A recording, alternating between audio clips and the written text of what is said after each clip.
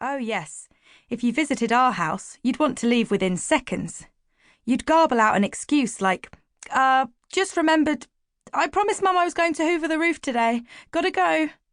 And you'd get away as fast as you could. Apart from my best friend Nina, not many people stayed long at our home. And guess what it was called? Cheery Cottage.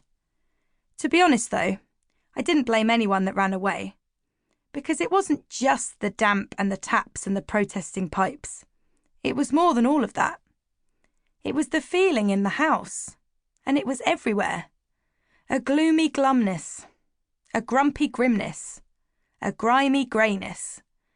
Cheery Cottage always felt cross and unhappy about something, and there was almost nothing this mood didn't infect.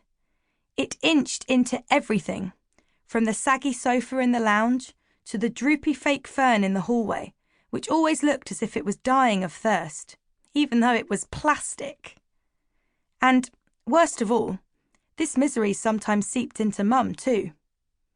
Oh, she'd never say as much, but I'd know. It was in her when she sat at the kitchen table, staring into space. It was in her when she shuffled downstairs in the mornings. I'd look at her, she'd look at me, and in the scary few seconds before she finally smiled, I'd think, it's spreading.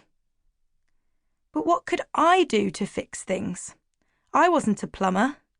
I was the shortest kid in our year, so I couldn't reach the curtain poles. When it came to fixing the telly, all I knew was the old whack and pray method. Instead, I had a different solution, and it was to follow this very simple rule. Be good at school and be good at home and do what I was told in both. So, that's what I did. I was good at being good. I was so good, Mum regularly ran out of shoeboxes in which to put my sensible child and school rule champion certificates. I was so good, trainee teachers came to me to clear up any questions they had about gritty snit school rules. Like, are pupils allowed to sprint outside? Answer, never. A slight jog is allowed if you're in danger, for example, if you are being chased by a bear, and even then you must obtain written permission 28 days in advance. Are you allowed to smile at Mr. Gritty Snit, our headmaster? Answer, never. He prefers a lowered gaze as a mark of respect. Has he always been so strict and scary? Answer, technically, this is not a question about school rules, but seeing as you're new, I will let you off, just this once. And yes, I was so good, I was head of year for the second year running. I was so good, my nickname at school was Good Girl Sorrel. Well, it had been Good Girl Sorrel, until sometime around the beginning of year 5 when Chrissy Valentini had changed it ever so slightly to Suck Up Sorrel. But I never told the teachers. That's how good I was. And every time I came home from school with the latest proof, Mum would smile and call me her good girl. And that broken feeling would leave her and sneak back into the corners of the house. For a while. Chapter 2. And then, on the first day of year 6 last September, something else broke too. Something I was quite fond of. My life.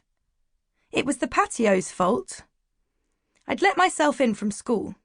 Mum was still working, the lucky thing, at the best job in the world, and wouldn't get back for another 2.5 hours.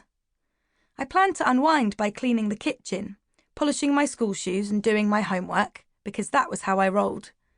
Now, Mum wasn't a big fan of me being home alone, but she worked full-time every day and didn't get back till 5:45 p.m. We could only afford 3 days of after-school club, Wednesdays, Thursdays and Fridays. On Tuesdays, I went to Nina's house after school, who, for a while, depending on which news programme was on, was either my gormless best friend, evil partner in crime, evil best friend, or gormless partner in crime. Anyway, Mondays were my home alone afternoons. On Monday mornings, Mum would always say, "Don't burn the house down and make sure you do your homework." As if I needed telling. Who knew exactly what she should be doing at any given time? Who had written Sorrel's stupendous schedule? I had, that's who. My stupendous schedule played a big part in